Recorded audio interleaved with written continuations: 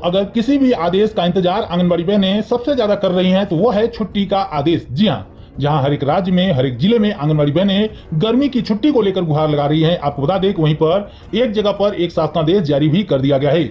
इस शासनादेश के अनुसार आंगनबाड़ी केंद्रों में कुल 26 दिनों की छुट्टी घोषित की गई है। तो आइए आपको आदेश दिखाते हैं, कहां पर आदेश जारी हुआ है, कब से कब तक छुट्टी रहेगी, छुट्टी के दिनों में क्या आंगनबाड़ी बहनों की भी छुट्टी होगी या फिर सिर्फ बच्चों की छुट्टी होगी। सब कुछ विस्तार से आपको इसी वीडियो में बताएंगे, तो वीडियो में लास्ट तक बने रहिएगा। इसके साथ कुछ और राज्यों में, कुछ और जिलों में भी आंगनबाड़ी की छुट्टी को लेकर, आंगनबाड़ी केंद्रों के टाइमिंग में बदलाव को लेकर कुछ महत्वपूर्ण खबरें आपको दिखाएंगे। तो वीडियो आपके लिए बहुत ही ज्यादा महत्वपूर्ण है, तो पूरी वीडियो को लास्ट तक जरूर देखिएगा। हम आप सभी के लिए काफी मेहनत करके ये खबरें इकट्ठा करते हैं और एक वीडियो के माध्यम से आप तक पहुंचाते हैं। तो हमारी मेहनत के लिए वीडियो को एक लाइक तो आप लोग जरूर करेंगे। आंगनबाड़ी केंद्रों में होगी 26 दिनों की छुट्टी, जारी हो गया नया सरकारी आदेश। तो आइए इस महत्वपूर्ण आदेश को देखते हैं, जानते हैं कि कब से कब तक ये छुट्टी रहेगी, कहां पर ये छुट्टी रहेगी और इस छुट्टी के टाइम में क्या आंगनबाड़ी बहनों की भी छुट्टी होगी या फिर नहीं होगी।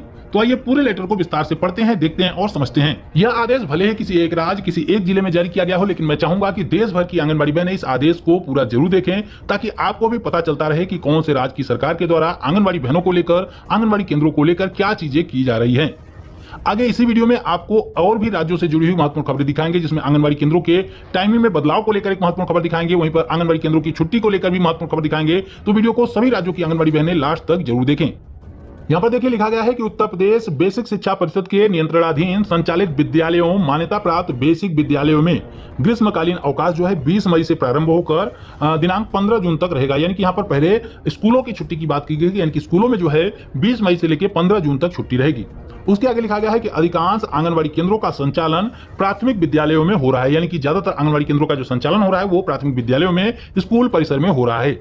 आगे लिखा गया, अतः जिलाधिकारी महोदय मऊ की अनुमति से अनुमोदन दिनांक 17/5/2024 के क्रम में ग्रीष्मकालीन सत्र में तेज धूप और गर्मी के प्रकोप को देखते हुए जनपद में संचालित सभी आंगनबाड़ी केंद्रों पर, जी हां, सभी आंगनबाड़ी केंद्रों पर दिनांक 20 मई 2024 से 15 जून 2024 तक अवकाश घोषित किया जाता है। साफ तौर पर लिखा गया है कि 20 मई 2024 से लेकर 15 जून 2024 तक सभी आंगनबाड़ी केंद्रों पर अवकाश घोषित किया जाता है। इस तरीके से आप समझ पाएंगे कि 20 मई से लेकर 15 जून यानी कि टोटल 26 दिनों का अवकाश घोषित किया जाता है।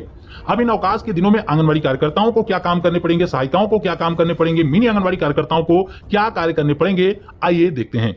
लिखा गया है कि अवकाश की अवधि में आंगनबाड़ी कार्यकर्ती, साफ तौर पर देखिए कि आंगनबाड़ी कार्यकर्ती, मिनी आंगनबाड़ी कार्यकर्ती एवं सहायिकाओं के द्वारा लाभार्थियों को ड्राई राशन का वितरण यानी कि THR का वितरण किया जाएगा, वजन उनका माप किया जाएगा, गृह भ्रमण किया जाएगा, पोषण ट्रैकर पर फीडिंग का कार्य किया जाएगा, निर्धारित कैलेंडर के अनुसार सामुदायिक गतिविधियों का आयोजन भी किया जाएगा, यानी कि जो डेट फिक्स की गई है सामुदायिक गतिविधियों के लिए, उस डेट पर सामुदायिक गतिविधियां भी की जाएंगी। इसके अलावा निर्वाचन में ड्यूटी भी आंगनबाड़ी कार्यकर्ताओं को करनी पड़ेगी। इसके अलावा यहाँ पर देख सकते हैं BHSND सत्र भी चलाया जाएगा। इसके अलावा RBS के टीम के द्वारा बच्चों के स्वास्थ्य की जांच के संदर्भ में कार्य भी किया जाएगा। इसके अलावा लिखा गया है कि अन्य शासकीय और विभागीय कार्य नियमित रूप से संपादित किए जाएंगे, यानी कि जितने भी कार्य आंगनबाड़ी कार्यकर्ताओं को करने पड़ते थे वो सभी कार्य आंगनबाड़ी कार्यकर्ताओं को करने पड़ेंगे।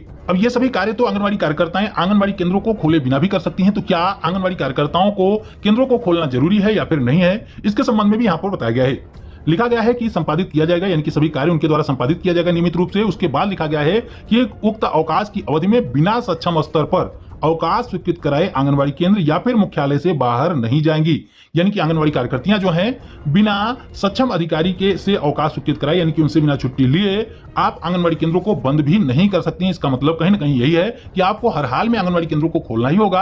आप एक ही शर्त पर आंगनबाड़ी केंद्र को बंद कर सकती हैं, आप आंगनबाड़ी केंद्र से बाहर जा सकती हैं जब आप अवकाश स्वीकृत करा लेंगे ये सक्षम अधिकारी से। तो इस तरीके से देख सकते हैं कि आंगनबाड़ी केंद्रों के लाभार्थियों के लिए यहाँ पर 26 दिनों की छुट्टी जरूर दी गई है, लेकिन आंगनबाड़ी कार्यकर्ताओं को जितने भी कार्य करने पड़ते थे वो सभी कार्य आंगनबाड़ी कार्यकर्ताओं को करने ही पड़ेंगे। यहाँ पर देख सकते हैं श्री अजीत कुमार सिंह जी हैं, जो कि जिला कार्यक्रम अधिकारी हैं मऊ के, उनके द्वारा यह महत्वपूर्ण आदेश जारी किया गया है। हालांकि अगर यहाँ पर आंगनबाड़ी केंद्र के बच्चों के साथ साथ आंगनबाड़ी कार्यकर्ताओं को, सहायिकाओं को भी अवकाश दिया गया होता, उनको भी छुट्टी दी गई होती तो ज्यादा खुशी होती। हालांकि छोटी सी खुशखबरी जरूर है, लेकिन आंगनबाड़ी केंद्र के लाभार्थियों के लिए है। आंगनबाड़ी कार्यकर्तियों, सहायिकाओं के लिए यहाँ पर कोई भी राहत नहीं दी गई है, जबकि हम प्रशासन से, विभाग से बार बार अपील कर रहे हैं कि अगर आप चाहें तो आंगनबाड़ी कार्यकर्ताओं को भी यहाँ पर राहत दे सकते हैं। वो राहत इस तरीके से दी जा सकती है, जैसा कि यहाँ पर तमाम कार्य बताए गए हैं कि आंगनबाड़ी कार्यकर्ताएं कौन कौन सा कार्य करेंगी, तो वो सभी कार्य आंगनबाड़ी कार्यकर्ताएं अपने घर पर भी कर सकती हैं। इसके अलावा जो सामुदायिक गतिविधियां हैं या फिर और भी कार्य हैं, जैसे THR वितरण का कार्य, तो आंगनबाड़ी कार्यकर्ताएं गृह भ्रमण के माध्यम से भी कर पाएंगी। और जो सामुदायिक गतिविधियां हैं, अगर उसके लिए के केवल आंगनबाड़ी केंद्रों को खोला जाए तो भी कार्य संपादित हो सकते हैं, लेकिन यहाँ पर ऐसा आदेश नहीं है। यहाँ पर आंगनबाड़ी केंद्रों को खोलकर कार्य करने पड़ेंगे और आंगनबाड़ी केंद्र के लाभार्थियों के लिए यहाँ पर 26 दिनों की छुट्टी दी गई है।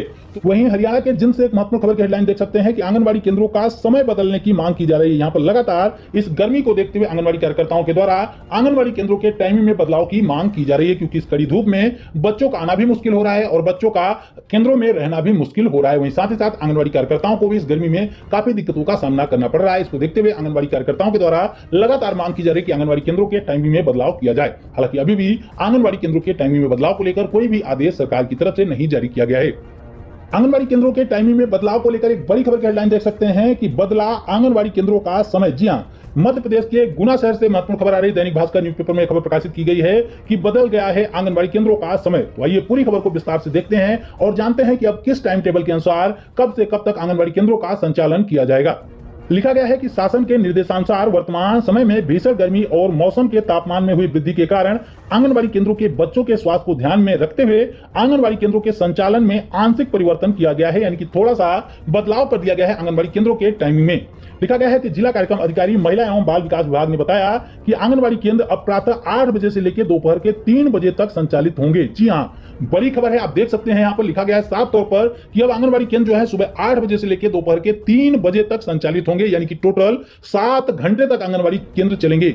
यानी कि आप समझ पा रहे होंगे कि यहाँ पर क्या बदलाव ऐसा कर दिया गया है जो यहाँ पर बदलाव की बात लिखी गई है, क्योंकि यहाँ पर 8 बजे से लेकर दोपहर के 3 बजे तक आंगनबाड़ी केंद्र खोले जाएंगे।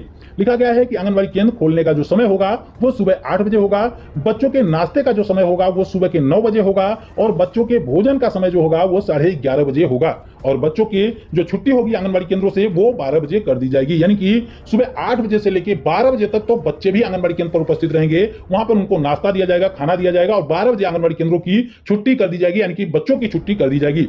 लेकिन ध्यान रहे कि अभी आंगनबाड़ी कार्यकर्ताओं की छुट्टी नहीं हुई है, तो इसके बीच आंगनबाड़ी कार्यकर्ताएं अब इसके बाद क्या करेंगी, वहां पर देख सकते हैं कि दोपहर 12 बजे से लेकर दोपहर के 3 बजे तक गृह भ्रमण और अन्य कार्य किए जाएंगे आंगनबाड़ी कार्यकर्ताओं सहायिकाओं के द्वारा। तो यहाँ पर देख सकते हैं लिखा तो यह गया है कि आंगनबाड़ी केंद्रों में बदलाव कर दिया गया है, थोड़ी सी राहत दी गई है, लेकिन यहाँ पर क्या राहत दी गई है मुझे समझ में नहीं आ रहा है, क्योंकि सुबह 8 बजे से लेकर 3 बजे तक आंगनबाड़ी केंद्रों का संचालन किया जा रहा है, जहां पर हर एक राज्य में आंगनबाड़ी केंद्रों के टाइमिंग को कम कर दिया जा रहा है। कहीं पर 3 घंटे, कहीं पर 2 घंटे, कहीं पर 4 घंटे आंगनबाड़ी केंद्र चल रहे हैं। वहीं पर यहाँ पर देखिए मध्य प्रदेश के गुना जिले में महत्वपूर्ण खबर प्रकाशित की गई है कि 7 घंटे तक आंगनबाड़ी केंद्रों का संचालन किया जाएगा, यानी कि पूरी दोपहर जो है आंगनबाड़ी कार्यकर्ताएं कार्य करेंगी और उस कार्य के बदले आंगनबाड़ी कार्यकर्ताओं को जो मानदेय मिलता है वो भी इस वक्त आप देख सकते हैं कि मध्य प्रदेश में 3-3 महीने का मानदेय बकाया है। हालांकि कल परसों से ही आंगनबाड़ी कार्यकर्ताओं के मानदेय की आने की खबरें हैं, लेकिन केवल 1 महीने का मानदेय जो है वो आंगनबाड़ी कार्यकर्ताओं के खाते में भेजा जा रहा है।